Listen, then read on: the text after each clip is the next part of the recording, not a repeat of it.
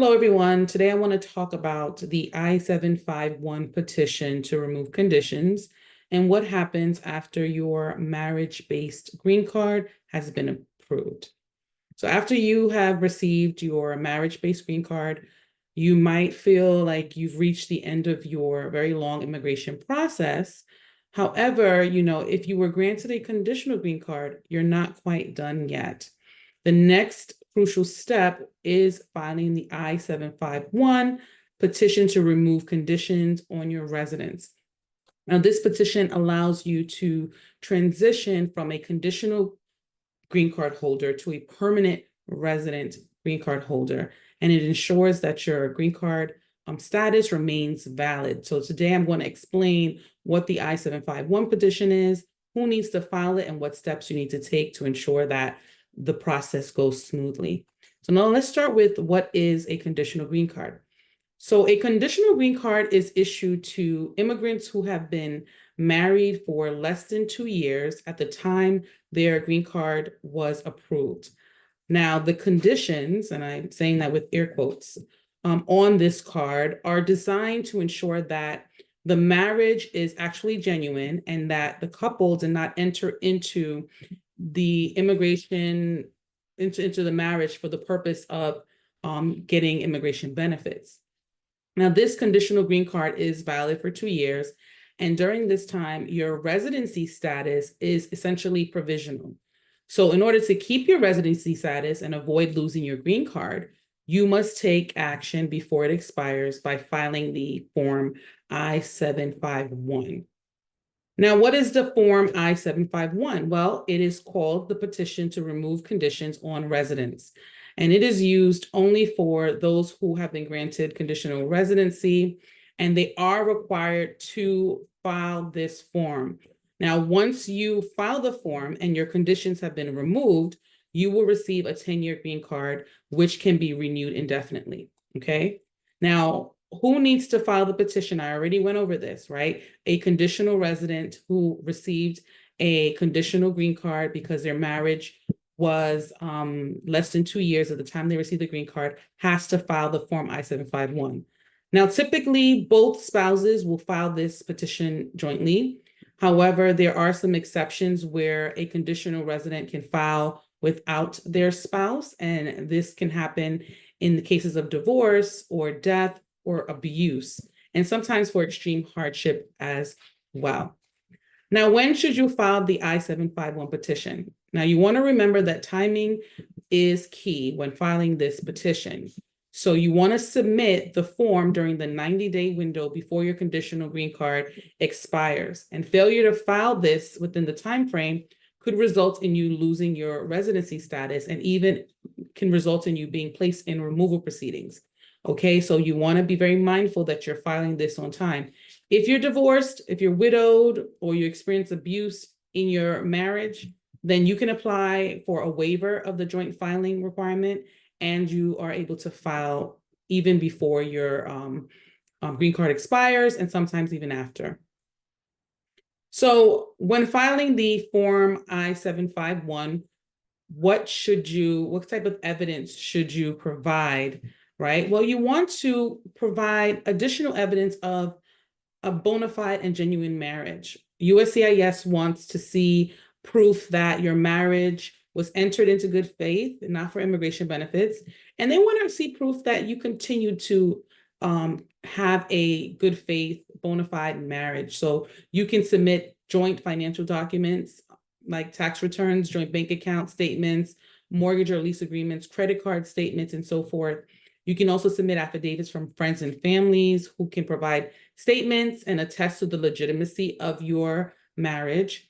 You can provide photographs together, images of you on holiday, family gatherings, sharing significant life events.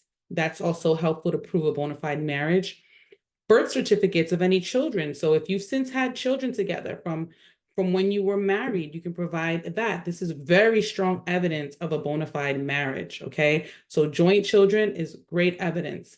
You can share shared insurance policies, health insurance policies, and so forth. And travel records. So if you've taken trips together, you can provide proof of your flight tickets, itinerary, hotel bookings, and so forth. The more comprehensive your evidence, the stronger your case is going to be when you're trying to remove conditions on your green card. So what happens after you file Form I-751? Okay, so you are going to receive a receipt notice. Okay, you'll receive that from USCIS. The notice is going to serve as proof that your petition was received and automatically extends your conditional resident status for an additional, about roughly at this time of this video, 48 months. And during this time, you can continue to live and work in the US as a conditional resident. Next, you're going to receive a biometrics appointment, okay? USCIS will schedule a biometrics appointment for you. In some cases, if they do have your fingerprints on file, they will issue you a notice saying that they're going to use the biometrics information that they have on file for you, and you will not need to come in to do biometrics, but there are some cases where people do have to go in and get their fingerprints. Another thing that can happen is that if USCIS determines that your petition lacks sufficient evidence, they may issue you a request for evidence. And this request will specify what additional documents is needed. It's going to be very important for you to respond to the request for evidence promptly and thoroughly in order to avoid any delays in your case or even potentially a denial, okay? And then after this, an interview, and that's if it's required, okay? So not every applicant is going to need to attend an interview. USCIS may request interviews in some cases. And if you and your spouse are called for an interview, you want to make sure that you're prepared to answer questions about your relationship, and you want to provide any additional evidence as well. Okay, so once your case is reviewed, USCIS will either approve your case or they will deny your petition. If approved, you will be issued a 10-year green card without any conditions.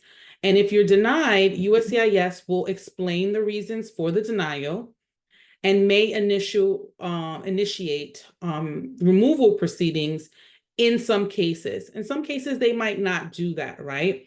However, when this happens, or if this happens, you will have an opportunity to challenge the denial or appeal the decision made by USCIS. Now, earlier I talked about some exceptions to the joint filing. Now, I want to talk about what happens if you are divorced or separated from your spouse when it's time for you to remove the conditions on your green card.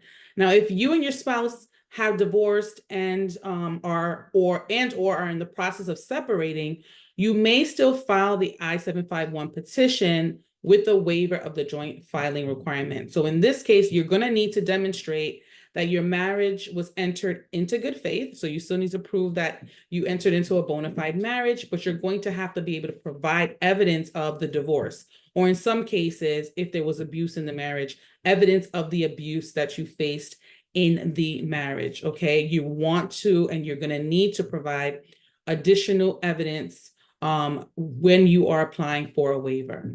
Now, a lot of people are probably wondering, how long does the I-751 process take? And I can tell you that its processing times will vary according to the different USCIS field offices. But as of now, I would say you should prepare your mind to wait at least 12 to 24 months. I would say closer to the 24-month mark. But you want to be sure that you are checking the current processing times on the USCIS website.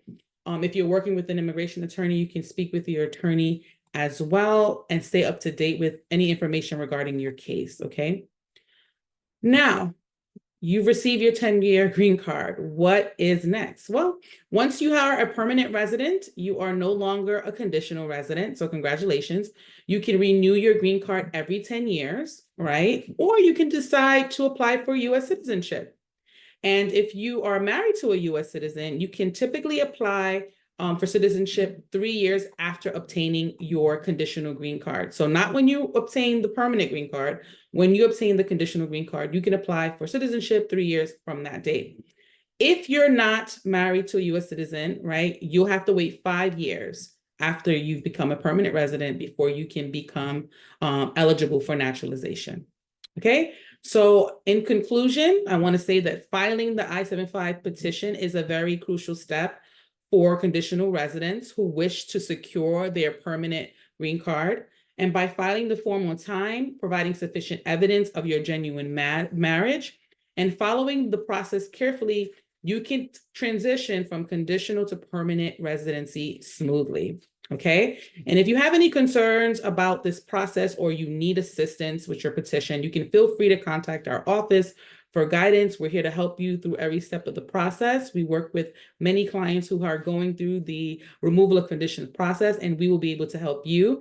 If you are a conditional resident and you require a waiver for many reasons, right? Whether it's abuse, hardship, or divorce or separation, you can also give us a call and we'll be able to assist you. Thanks again for tuning into this video, and I will see you in the next one. Take care.